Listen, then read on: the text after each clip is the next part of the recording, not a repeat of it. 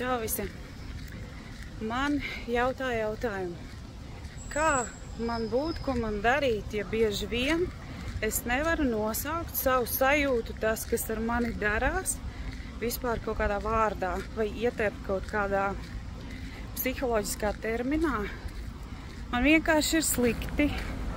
Man ir reizēm tik slikti, ka es nevaru izkāpt no gultas, ka man ir jāraud, man vienkārši asaras tek paši pa sevi, un es neko tur nevaru izdarīt, un nevaru es nosaukt vārdā, kas tas ir.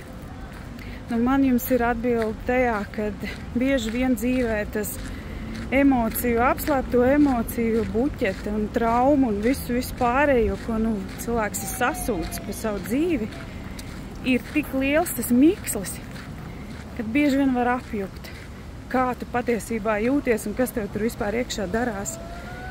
Bet tas, ko es gribu pateikt, ir nav svarīgi to nosaukt tieši konkrēti kaut kādā vārdā. Arī ar šo problēmu var griezties pie manis, un mēs varam to izstrādāt, jo es neprasīšu tavai apziņai. Es prasīšu tavai zemapziņai.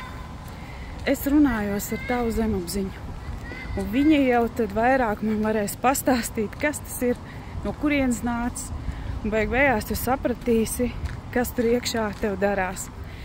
No tā tiksi vaļā, veiksmīgi to dziedināsim, pārveidosim, transformēsim.